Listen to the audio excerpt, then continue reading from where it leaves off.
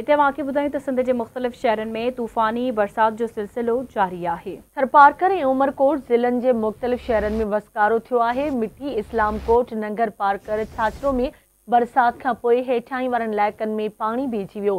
थर में बरसात दौरान विॼ किरण जे 3 वाक़िअनि में पीरसन फौत थी वियो। 17 ढोर बि मरी विया।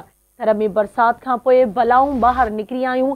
नांग जे कखण सबबि 2 सॻा भाइर फौत थी विया।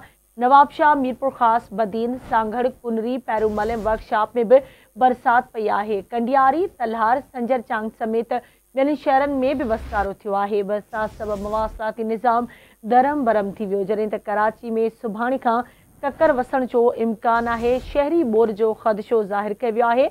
मुहाणनि खे 31 अगस्त ताईं समुंड में न वञण जो मशवरो ॾिनो वियो आहे। अहम ख़बर सां शेयर कई पिया। सिंध जे मुख़्तलिफ़ शहरनि में तूफ़ानी बरसात जो सिलसिलो जारी आहे। थरपारकर ऐं उमरकोट ज़िलनि जे मुख़्तलिफ़ शहरनि में वसकारो थियो आहे। तफ़सील मालूम कंदासीं। असां सां लाइन ते मौजूदु आहे मिठी में आवाज़ न्यूज़ रिपोर्टर फ़कीर बशीर। जी फ़कीर बशीर, छा तफ़सील आहिनि, आगाह कजो। जी बिल्कुलु, थरपारकर में गुज़िरियल ॾींहं खां किथे हल्की किथे तेज़ बरसात जो वक़्त सां सिलसिलो आहे, उहा जारी आहे, जंहिंमें मिठी, इस्लामकोट, नंगर पारकर ऐं उन समेत छाछरो, चेलार ऐं ॿिया जेके बि इलाइक़ा आहिनि उन्हनि में हिते बरसात आहे उहा जारी आहे। तव्हांखे ॿुधायां त बरसात खां पोइ शहरनि जा जेके हेठाहीं वारा इलाइक़ा आहिनि उहे पाणी जी लपेट में आहिनि ऐं सॼे मामले ते DC थरपारकर तरफ़ां रेड अलर्ट जेका आहे उहा जारी कयो वियो आहे, जंहिंमें तव्हांखे ॿुधायां त DC तरफ़ां समूरनि तालुकनि जे असिस्टेंट कमिश्नरनि खे पाबंद कयो आहे त शहरनि में उहे पंपिंग स्टेशननि जो दौरो कनि ऐं डिप्टी कमिश्नर मुख़्तियार करनि खे पिणु पाबंद कयो आहे। उन समेत जेके मकानी खाते जा चेयरमैन ऐं नायब चेयरमैन तोड़े टाउन चेयरमैन आहिनि उहो पिणु पंपिंग स्टेशननि जा दौरा करे ऐं एमरजेंसी सूरत हाल खे मुंहुं ॾियनि।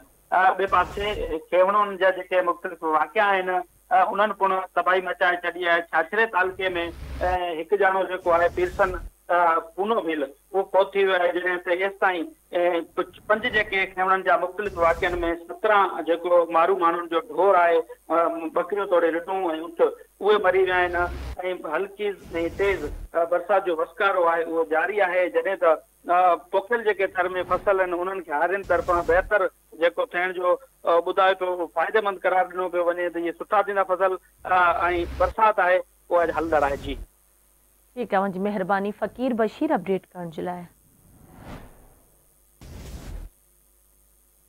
एक बार ॿीहर नाज़रीन मां अहम ख़बर खां आगाह करे आहियां। सिंध जे मुख़्तलिफ़ शहरनि में तूफ़ानी बरसात जो सिलसिलो जारी आहे। थरपारकर ऐं उमरकोट ज़िलनि जे मुख़्तलिफ़ शहरनि में वसकारो। मिठी, इस्लामकोट, नंगर पारकर, छाछरो में बरसात खां पोइ हेठाहीं वारनि इलाइक़नि में पाणी बीहजी वियो।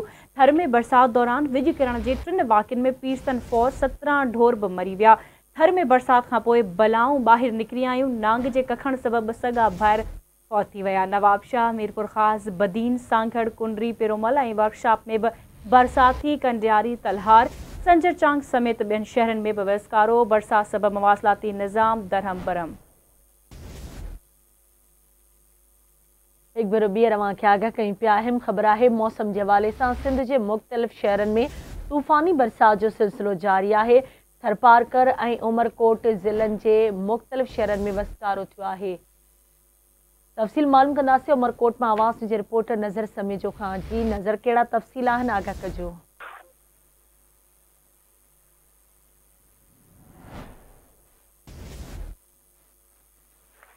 जी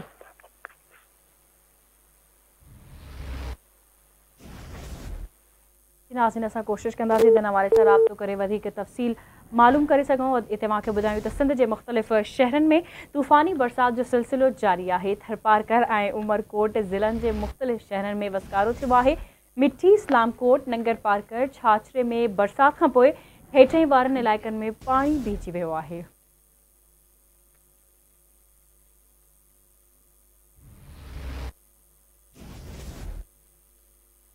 सिंध जे मुख़्तलिफ़ शहरनि में तूफ़ानी बरसात जो सिलसिलो जारी आहे। थरपारकर ऐं उमरकोट ज़िलनि जे मुख़्तलिफ़ शहरनि में वसकारो थियो आहे।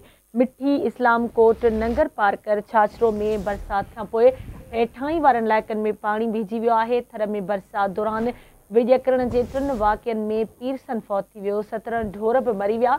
थर में बरसाति खां पोइ बलाऊं ॿाहिरि निकिरी आयूं। नांग जे कखण सबबि 2 सॻा भाइर फौत थी विया आहिनि।